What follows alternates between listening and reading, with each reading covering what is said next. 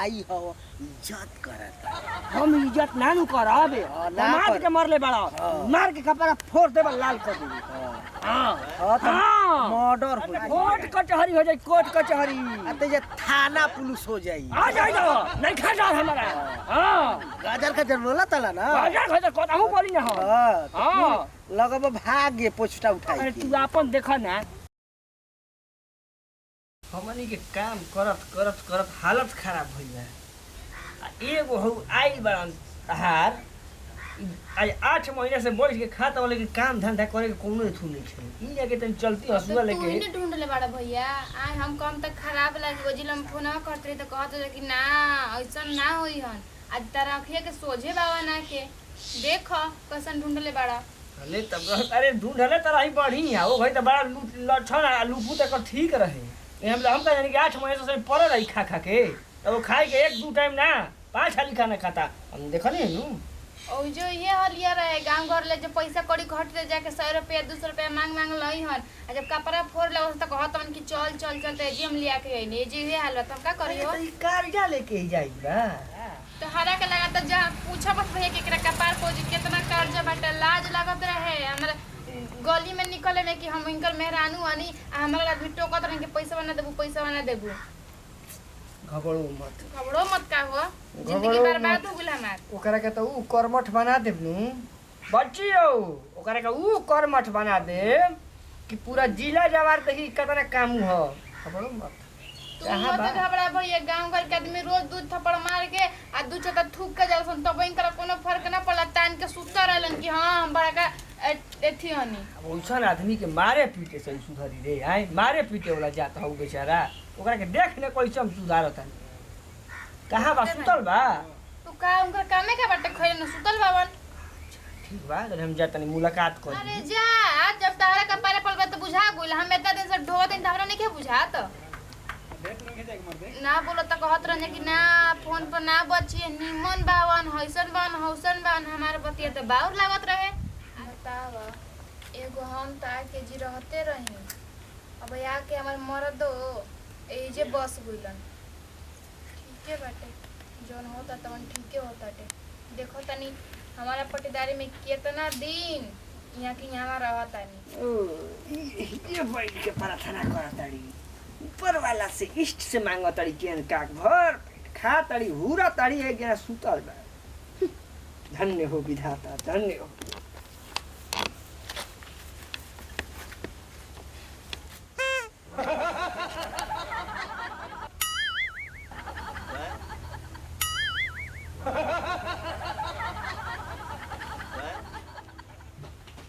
कहाँ बड़न तोहर स्वामी जी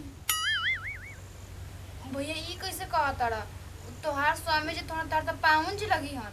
ऊ है परमेश्वर जी कहाँ बानी दर्शन ना होई भोरे उहाँ के सुतल बानी इंदिरा जोग में बाई हैं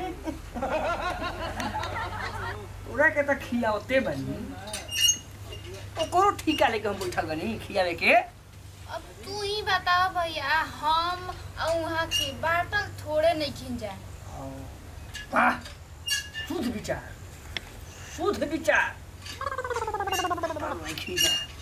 8 महीना से खाता हूँ बैठ के जा आते हूँ 8 महीना से खाता वो हमार मरद हवन उनकर जन हमारा में बसेला आ हमार जन उनका में बसेला।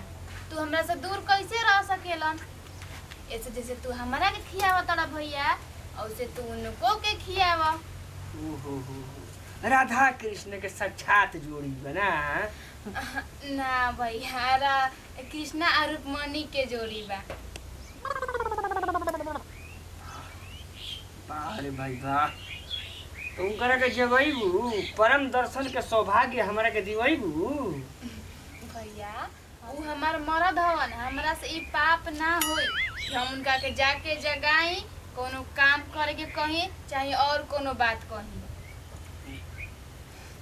पाप तारा से ना हुई ना कोई बात बहनी कोई बात ई पाप हमारी राम सोटा करी जब बाजी नु तो वो करंट जाला कि दिमाग तक हिल जाला।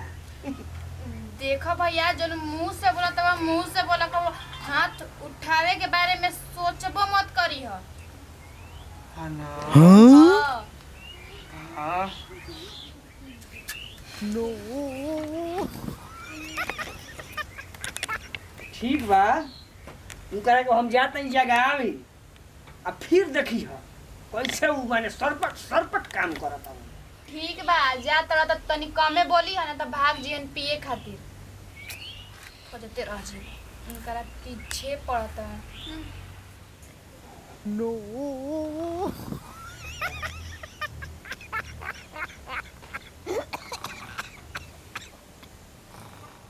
के पहुने अजला ठीक होइबो सुतल बड़ दलानी में। साला ही तवा केने बा, जब देखा तब सुता रहता है। कना तन को लाज शरम त बा ना, साला ठूसत रहता सुता रहता।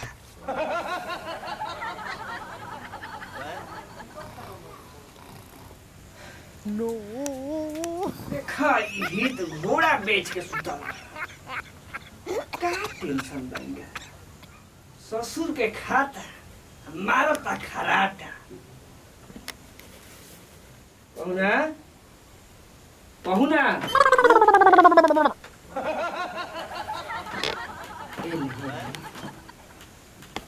बोली पहुन रोवा तो उठ गई नहीं। चल चल चलेगा खेत में, चल।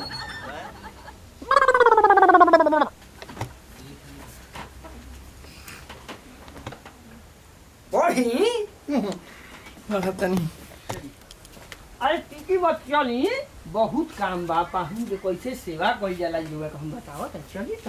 नो अरे रउआ टिकी मत, रउआ चली ना। खेत दिखाओ त रउआ के बड़ा दिगावा अपन दिखाओ तनी। आगे भाई आगे हम चली, ढेर आराम कइले रउ पहुंचे वाला बा। चली त निकली त। आ बताओ जा त नहीं लिखा।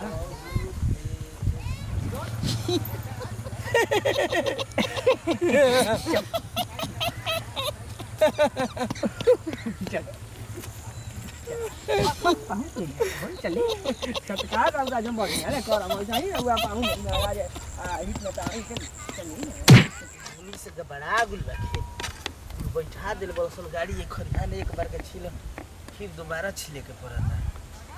बड़ा दिखो तो तम गाड़ी वाला मानते नहीं का सर। अब कोई निकाय कर दिया रुको तो यही बरोगा काम कर हैं। बड़ा मेहमान जी बैठी मेहमान जी कैसे कैसे सुनाई सर समाचार सब ठीक बा। हाँ कहे कि ये तो कोड़त रह जान। हां तन खैनी ओनी खियाई कि महाराज खैनिया केने रखा गुल बा उपाय लगाई गुटका खाई ना काम ना करे के पड़ो कजी मेहमान जरा पूरा कोड़े के पड़ी। हां गुटका खाई ना। हां ना ना खैनी दी हमरा के है अरे दे हम बनावत नहीं। अली अभी कमे चांस बा कि में कम ही हो जान गुनी अच्छा ओसे कोनो हिसाबे किताब से तो कल है ना सुमित बाबू जवन हवा ना और वो जितना कोमल सोचत है ना वो करले ज्यादा कोमल हवा। हाँ समझ गुनी मेहमान फुकट के भजर दा खियावेला हिजा खटे के पड़ी तब भोजन मिली। आ रउआ हिजा के घर जमाई बनी आ घर जमाइए बन के रहम ठीक ना। घर जमाई ना, अब हम ए घर के मालिक बानी। आ सुनी एगो और बात, हमार सरवा के रउआ सब दबा के रखल बन जा, अपने ऊंच खेत ले ले बन जा, ओकरा के खाल दे दे बन जा। एगो बात सुन ली, ई खेतवा छोड़ कर रउआ हो खेतवा में जाई है ना कहे जाई जाए के पड़ी। अब कहाला से थोड़े हो जाई, जैला से पहले का हो जाई। सुनी हम ढेर ना जानी ना, ये गाँव में ऐसा ही नहीं खी जानी ना, बहुत कुछ हमारे में टैलेंट बता बानी। आ एगो बात हम कह देतनी रुआ की हो रे तो कहीं ना यही जे जवन ना होके के तेवन हो जाई। तो का कर लेब ई बहुत बहुत कुछ कह लेम। कुछ ना एगो बार ना कबरी तुम देखो ती के का करेला ए जे हम तुम दिखाओ कोई जानते नहीं ना हां ससुरारी कैसे बनी हम कैसे 7 लंगा बन के बनी अब तने समझ ली ऐजू से चल जी होटो परिया में न त अपन लंगई हम दिखा देम मागू रे मागू। तो दिखाओ ना हम देखबे करम नहीं जे कोड़ते बनी आई का कबार ले उधरिया है दो मार देम के छौ में कट जीवा भी जानत नहीं का हमर के तो साफ सारा लंगा बाटे भर सकैया ससुरारी में गिरल बाटे अल्लाह का कुछ ना कहले हनी लंगे हो का एमे से जल्दी हट हां न त एको बाकी ना ठीक दमादे खोजलन जा त साफ लंगे खोजलन जा तरंग बाज होन का हां तरंग बाजे समझ आ लंगा तो हमन के खानदानिया लंगा है जा ससुरारी में आइल बनी कुदारी चलाई होई ना हमरे से चलवा ल जा कुदारी चलावत नहीं नो साला साफ गौचत एकरा के काम करे के कहनी है तो आके जे बैठल बाई कहे कहूं हां तू के काम करे कोई तो कुदारी लेके बैठल बाई रउए एगो बाघ पोसले बनी रउर चाचा के लइका हऊ का कहत हमरा के दू कुदारी मार देल हो डाल पे पूरी तब होई ना देखो ई समाज के कुदारी ले मार देता रंगदार हो काऊ हम राउर खातनी हां जी राउर पियतनी हां जी रउआ घर सुतातनी हां जी सब कुछ करतनी ऊ के हमारे वाला हां भाई ये हमहू पूछल चाहत नहीं ku के कहता कि तोर खेत ह तोर बाबू के खेत ह ओइसे दोनों खेत ले लस जाई समझी हम नहीं जानत